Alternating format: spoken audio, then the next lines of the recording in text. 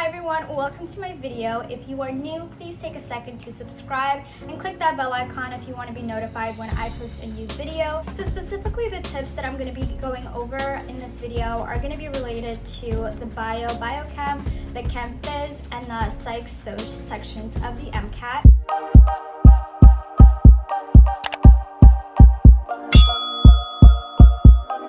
So tip number one is to take some time to understand how the paragraphs in each of the science passages are broken down. There's generally a certain trend or pattern that's always followed.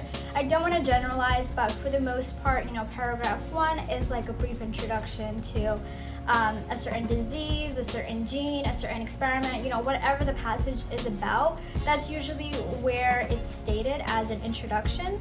And then paragraphs 2 and 3 is when the experiment kind of unfolds and the results are usually found at the last passage. So just be aware of this pattern, as it really helps during the exam to know where to look for certain information. If a question is asking you for information based on the experiment, you might look in the middle. If they're asking for something related to the results, you might look at the end. And overall, another thing to add on to this is if you come across any unfamiliar tests, any unfamiliar genes or drug names, it's really helpful to just highlight that, so that way if a question brings it up, you're not looking over the whole passage wasting time. The highlight really shows you, okay, this is where that gene is being discussed. So next I'm going to talk about the importance of triaging. I'm sure you guys have heard of this time-saving strategy, but it is so vital during your prep and during exam day to triage difficult questions and work on the easier content first. So whenever you come across a difficult passage, skip that and come back to that.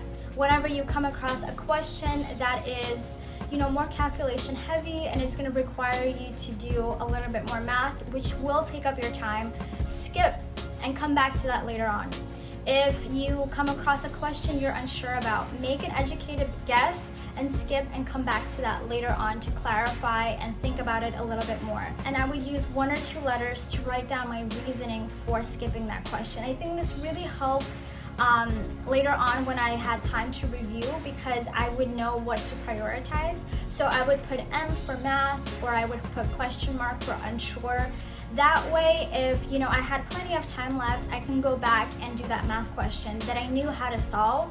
It was just a little bit more time consuming. If I was really running out of time, I would tackle the question mark question first, because that one I was just a little bit unsure about and I can make a better educated guess. Next, I think mnemonics are essential. I think creating helpful mnemonics for yourself is so vital to really simplifying the information on the MCAT and saving you time. I think the best way to remember mnemonics is to come up with your own. There's some amazing resources on Reddit and YouTube with wonderful mnemonics that people have come up with that really help you simplify some complex processes such as the Krebs cycle and the amino acids. So a bit of an obvious tip is know your high yield topics. I think this is very important when you are taking a practice exam or taking the real thing, because having a really strong understanding of the core concepts really helps build up your confidence, and it helps you tackle the fundamentals of the MCAT. Knowing the high yield topics very well and working backwards to fill in certain gaps, I think is going to help you really boost your score. If you are short on time or you are just looking to break that 500 mark, I think having a solid understanding of the high yield topics is essential. So if you have the opportunity, I highly recommend using the 10 minutes that you get at the beginning of the exam to write down as many physics formulas as you remember, the big mnemonics that are going to help you out a lot, and write down some of the metabolic cycles that are going to help you save a lot of time if you have this opportunity. I think overall we have the knowledge going in for the exam, so there is no need for this technically. I personally didn't use this and I was fine. However, because of that stress, because of that added anxiety of taking such an important exam, sometimes we can forget something that we know so well, but there's just like a roadblock because of that state that we're in. So for the physics section, what I found super helpful was paying attention to the units. Whether that's in the passage or the answer choice, sometimes looking at the passage, you can see certain units that are used, and that can help you figure out what formulas you will need for that question.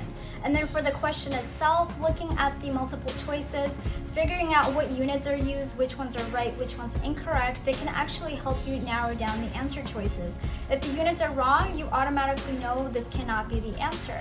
If the units are correct, if you are unsure about the answer, this can help you narrow down to the correct answer choice. So I think having a really strong idea of unit conversions and formulas will help you save so much time. So speaking of eliminating answer choices, a tool that I swear by that helped me so much during my MCAT prep was using the strike through feature. The process of elimination is so helpful when you are trying to reach that correct answer. I would go choice by choice and figure out why is that choice correct or incorrect. Because sometimes two answer choices are, they sound both equally correct, but when you break it down, they have parts that just do not make conceptual or logical sense.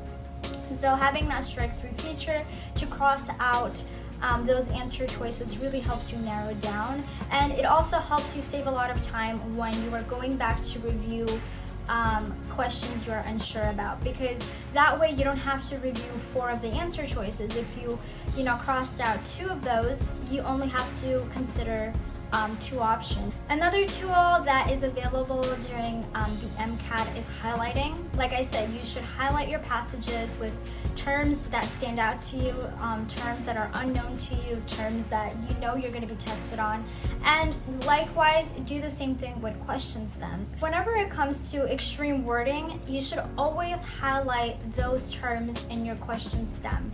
Whenever it says never, must be true, false, all, things like that, plus many more, highlight those. So if it's asking for which of these must be false, you're actually looking for the statement that doesn't make sense or is wrong. And I think something that really doesn't get talked about a lot is the idea that we are given about 30 to 60 seconds before each section starts to read the instructions for that section. Now, if you've taken practice exams, you don't really need to read this section because it's always standard. It just explains to you, how the section is broken down and what it tests you on.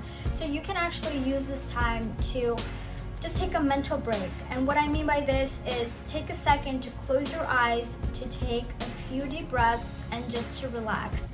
I think going in with a calm, relaxed, and focused attitude for each section is really key to performing well. And the very last thing that I want to end on is the importance of doing a lot of practice exams. Utilize the resources that are out there. I personally use Next Step or Blueprint. I used Khan Academy, I used UWorld, I did 12 practice full-length exams. That was definitely excessive, but doing more practice exams and practice questions, it's gonna make you be more comfortable with the way MCAT tests you, and it's gonna help you figure out your own strategies. Just like I'm sharing my strategies with you guys will develop your own, and it's gonna really help you save time, perform better, and just stay a lot more calm. So I hope you guys found this video helpful. I really wish you the best of luck with your MCAT journey. Remember that your score does not define you, and sometimes it takes a while for us to reach our goals, but throughout it all, please remain strong and focused, and remember to celebrate the small victories. See you guys next time.